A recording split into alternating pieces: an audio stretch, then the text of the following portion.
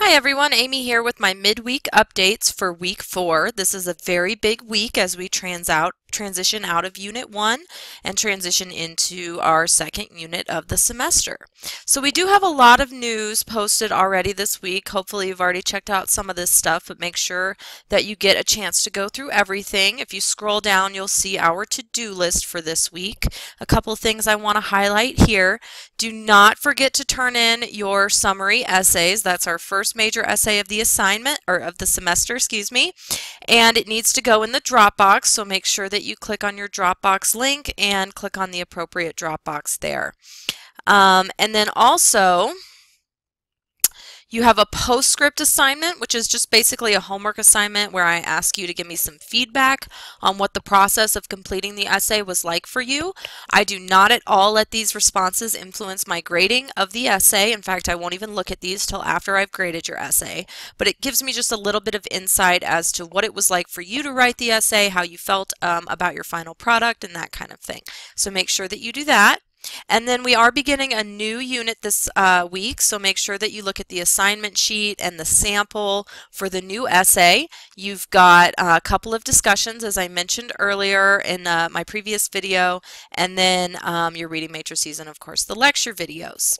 Then I had gotten some questions about the open discussion in particular and how to facilitate that. You're all going to have to set up your blogs and post a link to your blog, but we're still going to go with the regular open discussion format of 3 original posts, at least intended, and then replies beyond that. So I'll talk about that more in just a little bit.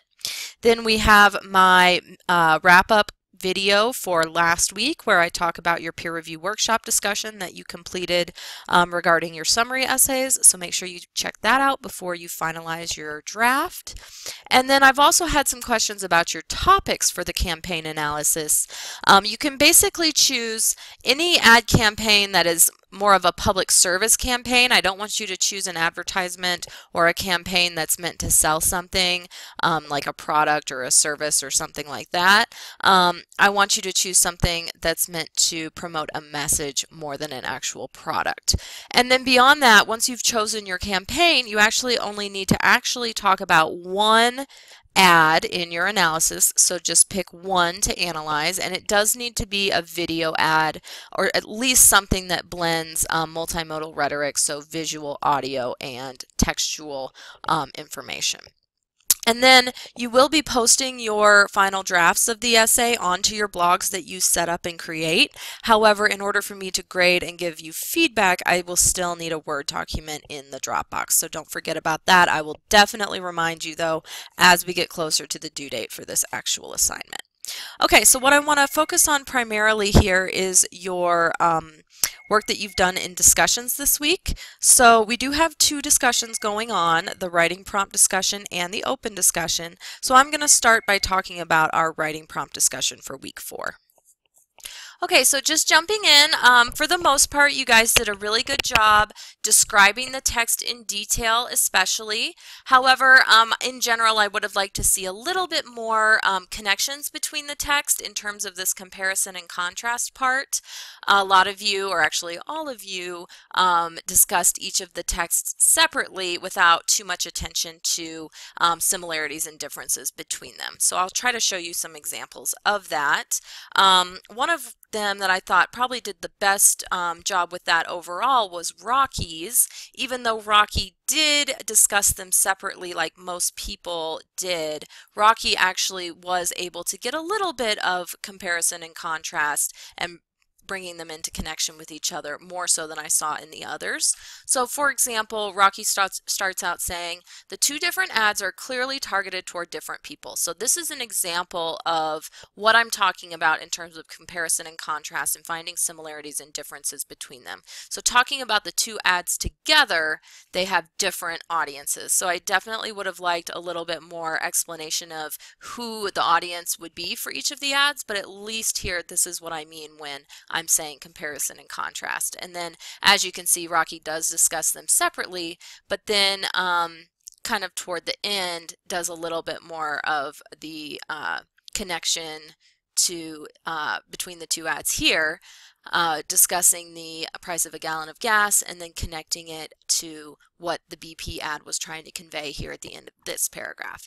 So for example, saying, you know, in terms of the price of the gallon of gas ad, it's supported by the images and that people don't just hear the words, they can really see and understand the impact this has had, and the visuals make people feel disgusted with BP oil. It can sway people to vote against them. So this is kind of in contrast to the price of a gallon of gas ad, which is kind of trying to persuade people to vote in favor of clean energy. And then going back to the BP ad, the ad does a great job of showing the negative impacts that BP oil has had on the Gulf, and I can see how people could be persuaded by it to support clean energy. So the issue of what BP has done to the environment is coming up here in Rocky's analysis of the NRDC ad. So that's just a little bit more of the direct connection between the two texts that I was looking for there. But besides that, I do think that everyone did a great job recognizing the emotional impacts of both ads in particular. I know that Nikki's was one that talked about this quite a bit. Let me see. So a lot of you started with some kind of statement like this, and I think that was really interesting because I love to see where students are able to make connections between the content and their everyday lives, and so that's absolutely what's being done here. You know, I'm asking you to analyze these ads in the context of a college class, but this is something that everyone encounters in their day-to-day lives.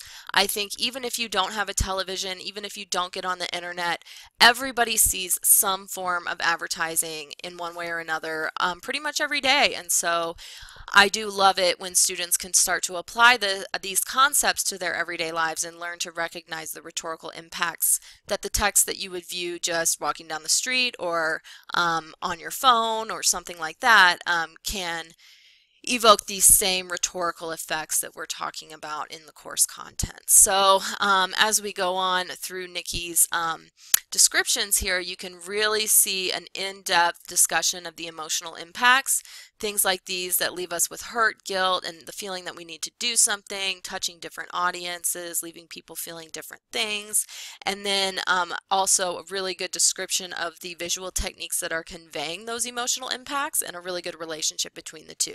So here's what the ad looked like, here's what it said, and here's the effect of that. So the ad is directed to have a strong emotional impact on its viewers and audiences and influencing voters to make a change toward clean energy, and that's totally accurate. So that's really what I'm looking for here, is kind of a relationship between a description of visual strategies and then a discussion of the rhetorical impacts of those visual strategies. So I want to encourage you all not just to summarize the ads or summarize the visual strategies on their own, but really make a connection to the rhetorical impacts. So we are now moving beyond summary, where you will not just be focusing on what is said or what gets included or what visual techniques are being used, and then actually go a step further instead to apply those strategies to some sort of effect that they're meant to have on the audience in terms of achieving that overall rhetorical goal, which in this case with advertisements is going to be persuasion. But all in all, I was pleased with everyone's ability to use the language of those rhetorical appeals in your posts this week. So I saw people using words like logos, words like pathos, and so that is definitely good practice for what you will need to do in your campaign analysis blog. In your campaign analysis, I will be looking at your ability to use those vocabulary words accurately. So being able to practice and apply those here is definitely the right step forward to help you ultimately write that essay. I wanted to point out though where you guys might be able to do that a little bit further. I know sometimes students will try and then just kind of come a little short. Katie, I'm not trying to pick on you here, I swear, but I thought there was a really good example when you're talking about Ryan Reynolds and the fact that they chose a celebrity to convey their message because it's more likely to get people to pay attention and possibly even vote for or against it because they already have a however false relationship with this person. They know who he is, they've seen him before, they might think he's kind of funny, they might think you know, he is associated with some positive memory that they have of a movie he was in or something like that, and so it automatically gives a little bit of background to who this person is and why you should listen to this person. And in that sense, I think that this is really related to credibility. And so if this were a point you were to make in your essay, for example, if you were analyzing this ad, I would want you to push this just a little bit further to actually say the word credibility or say the word trustworthiness of the writer or the speaker or something to that effect. For the most part, though, everyone's doing a really good job, at least or especially at this point in the unit, since we're just introducing these terms this week, using them and applying them. Just make sure that you're connecting to them throughout your points of analysis when you get to the actual essay. Okay, and I do want to talk about our open discussion for this week. We had a little bit of trouble with the 3 original posts. Everyone is going to have to create their blog, so I think there was some confusion as to how to post it because a lot of people posted original threads this week. And so that's fine. I'm certainly not going to count off for you on that, but I did create my own thread here just to mention, you know, I want you to focus on your replies. You can post the links to your own blogs within your replies to one another's original threads. And as always, the goal of the open discussion is to get you all to put a lot of effort into those replies. So make sure that you are, even if you have created an original thread already, that you're putting a lot of effort into the replies that you create throughout the rest of the week. Okay, and I want to just talk about a few things that you guys need to work on in terms of setting up your blogs. Don't forget that the required components are the header, title, background, labels, and links. And I want to show a couple of examples of those to you. So for example, Amber's was one that looked really good. She's got a header, a title, a background, embedded links that work. But the only thing Amber's missing are those labels. So let me show you how to do that. When you're in Blogger, you'll go to create your new post. Once you have your post in there, before you actually click publish, there's a option over here in post settings where you can put in labels, and these are the keywords that someone would use in like a Google search if they wanted to find something related to the topic that you're writing about so that your post would actually come up as a hit in their search. And so you can put as many keywords here as you want that you think might be related to the topic of your post that someone who might be interested in reading it would search for. So there are some examples here from some posts that I've already created in the past, but you want to put in whatever's relevant to the post that you're creating. So if this was Amber's post, which included her thread from the writing prompt discussion, which I thought was interesting that several of you did that, you might put something like BP oil spill, environmental policy, green, since a lot of people want to be green. You could put climate change. You could put oil. You could put just BP by itself. You could put NRDC, since they are the publishers of the Ryan Reynolds video.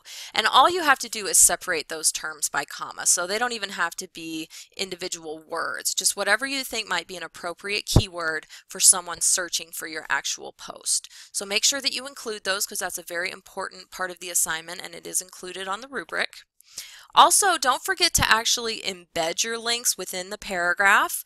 For one thing, I don't want to see any URLs. No one had a problem with that, so I don't have an example to show you. But what I did see was that several of you included the links at the bottom of your post as opposed to within the paragraph itself. So Luke's is a good example of this. His links do work, but they'd be a lot more appropriate and accessible to the reader if they were embedded in the actual wording of the paragraph. So instead of listing it separately here, you could just highlight this text and embed your link there.